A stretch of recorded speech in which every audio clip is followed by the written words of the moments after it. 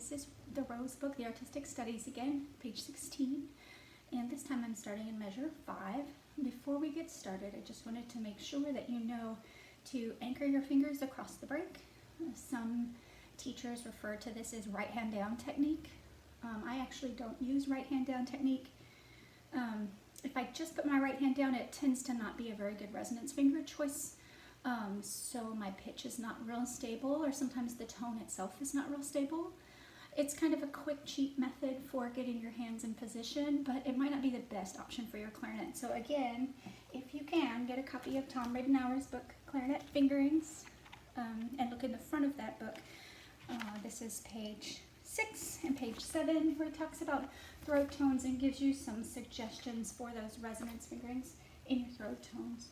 So in the first measure of this section, measure 5, I'm going to finger my A like this, 2, 3, 1, 2, and I'm already going to have my C key down, and that's going to allow me to get across the break from A to C smoother, because I only have those 2 fingers moving and my thumb. Also, watch this finger. It's using a rolling motion to the bottom of that A key.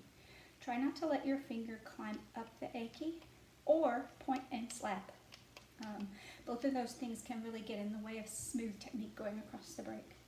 So all 3 A's in measure 5 will have some fingers down, and it's best for you if you have some fingers down in each hand, just to kind of give your fingers a home base and they know where to land.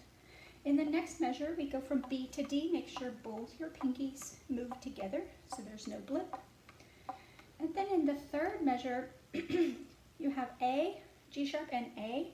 All 3 of those throat tones can leave some fingers down to help with resonance and pitch, and also to facilitate going back and forth across the break. Just make sure that you let go of those extra fingers to play your D sharp and also your E in the next measure, because you'll miss a note if you leave too many fingers down there. So if you haven't tried resonance fingerings before, it may take you a little time to be able to incorporate them in the passage, so I would encourage you to just do 2 notes at a time for a bit. So this next practice might be a little bit too much for you. I'm going to slow it down anyway, and your job is to try to keep fingers down on your throat tone. So we'll play the first 2 measures at 5.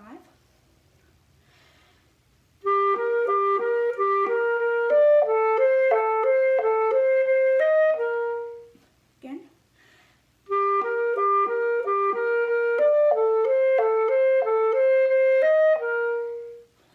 Nice. Okay, and then the next one, don't forget, you want to keep resonance on your A and your G sharp and your A, and then remove the resonance fingerings for your D sharp. Also, we're going to review that rhythm. So we have 16ths in the 8th notes would be 1 and 1 and 1 and 1 and your triplets are triple instead of duple. So D da for 16ths, and then triplets D da da. So D da D da D da D da D da da D da da D. So we'll try those 2 measures, measure 7 and 8.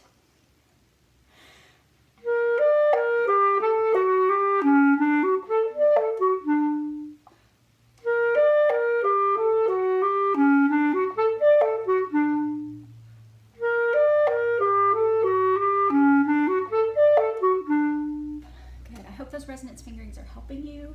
If you're new to them, again, it's probably still kind of confusing you a little bit or making you a little bit uncoordinated in the fingers. It does take a little time to get used to those, so make sure you give yourself some practice techniques that can really focus on that area.